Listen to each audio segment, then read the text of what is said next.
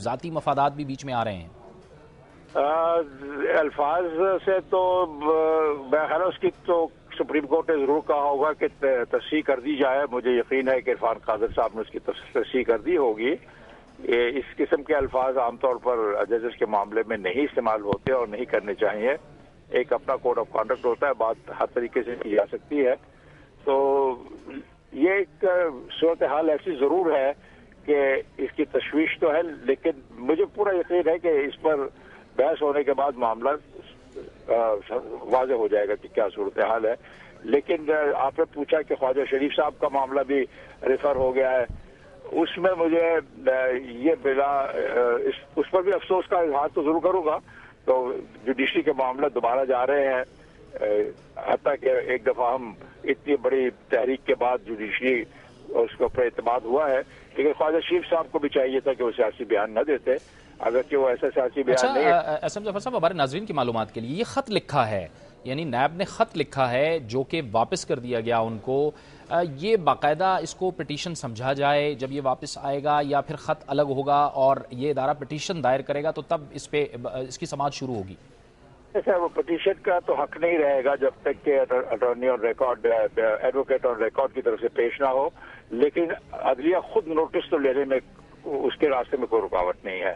اور میں چاہوں گا کہ ایسے معاملات پہ عدلیہ ان چیزوں کو ہوا میں لٹکا نہ رہنے دیں, اور تاریخ میں ایسی باتیں پڑی نہیں رہنی چاہیے, وہ اچھی نہیں ہوتی. اس کو کسی نہ کسی طریقے سے وہ جو ان کا سلیقہ ہو اسے نبھانے کی کوشش کریں. اور اس میں کوئی حقیقت ہے, کوئی بات ایسی ہے جو جواب طلب ہے یا فیصلہ طلب ہے, تو اس کا فیصلہ کریں.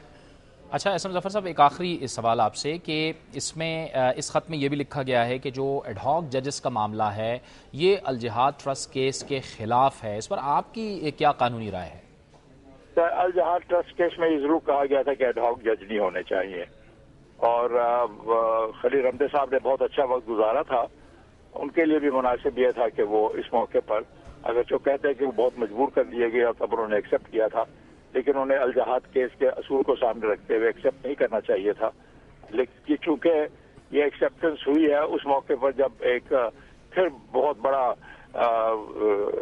ایک مسئلہ اٹھ کھڑا ہوا تھا جس میں ایسے لگ رہا تھا کہ کوئی تصادم ہونے جا رہا ہے, تو چونکہ یہ ایک مفاہمت کے نتیجے میں ہوا ہے تو اس کو ہم اب سمجھتے ہیں کہ اپنا وقت پورا کر لیں گے. تو اس کے بعد امید کی جاتی ہے کہ جب پوری ججز موجود ہوں تو ایڈ ہاک جج کی اپوائنٹمنٹ نہیں ہونی چاہیے. آپ کو میں یہ بھی عرض کر دوں کہ ہماری کمیٹی میں بھی جب ہم ریویو کر رہے تھے کانسٹیٹیوشن کی تو یہ مسئلہ اٹھا تھا کہ ایڈ ہاک ججز کی جو یہ تقرری کا طریقہ کا گنجائش موجود ہے سپریم کورٹ کے سلسلے میں آئین میں, اس کو حذف کر دیا جائے. لیکن ہم نے اسی وجہ سے نہیں حذف کیا تھا اس کو کہ اپوائنٹمنٹ آلریڈی خلیل رمدے صاحب کی ہو چکی ہوئی تھی. تو ہم نے کہا ایسا نہ ہو کہ کوئی غلط پیغام جاتا ہو. لیکن یہ بات درست ہے کہ جب فل بینچ مکمل بینچ ہو تو ایڈ ہاک ججز نہیں ہونے چاہیے. بہت بہت شکریہ اسم ظفر صاحب, ملک ممتاز ماہر قانون, ہم سے گفتگو کر رہے تھے. اور نیب نے جو خط لکھا ہے آج سپریم کورٹ آف پاکستان کو, اس کے قانونی پہلوؤں پر وہ ہم سے بات کر رہے تھے. آج ہماری خصوصی نشست ہوئی ہے پاکستان مسلم لیگ کے سربراہ چودھری شجاعت حسین اور پنجاب کے سابق وزیر اعلیٰ چودھری پرویز الہی کے ساتھ. دونوں رہنماؤں نے ملکی, صوبائی اور بین الاقوامی امور پر تفصیل سے ہم سے گفتگو کی.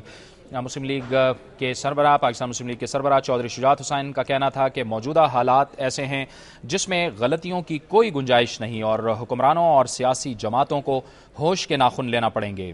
چودھری شجاعت حسین کا کہنا تھا کہ جمہوریت ملک کے لیے انتہائی اہم ہے اور حکومت کو ذمہ داری کا مظاہرہ کرتے ہوئے عوام کے بنیادی مسائل کی طرف توجہ دینی چاہیے. چودھری شجاعت حسین کا کہنا تھا کہ موجودہ army chief general Ashfaq Parvez Kayani جمہوریت پسند انسان ہیں اور ان کی موجودگی میں جمہوریت کو کوئی خطرہ نہیں, وہ نظام جمہوریت کی حمایت کرنے والے شخص ہیں. سابق وزیر اعلیٰ پنجاب چودھری پرویز الہی نے بھی تفصیل سے مختلف معاملات پر گفتگو کی. ان کا یہ کہنا تھا کہ تمام اداروں میں جن میں عدلیہ, انتظامیہ شامل ہے, ان تمام کے تمام اداروں کو اپنے اپنے دائرۂ کار میں رہتے ہوئے کام کرنا چاہیے. چودھری پرویز الہی جو پنجاب کے سابق وزیر اعلیٰ رہے ہیں, انہوں نے موجودہ حکومت یعنی میاں شہباز شریف کی حکومت پر تنقید کرتے ہوئے کہا کہ پنجاب میں عوامی فلاح کے منصوبے یا تو بند کر دیے گئے ہیں یا ختم کر دیے گئے ہیں, جس سے بیرونی سرمایہ کاریوں کا اعتماد متزلزل ہوا ہے. یہ تھا ہمارا آج کا پروگرام. انشاءاللہ کل آپ سے دوبارہ ملاقات ہوگی. اجازت دیجیے. اللہ حافظ.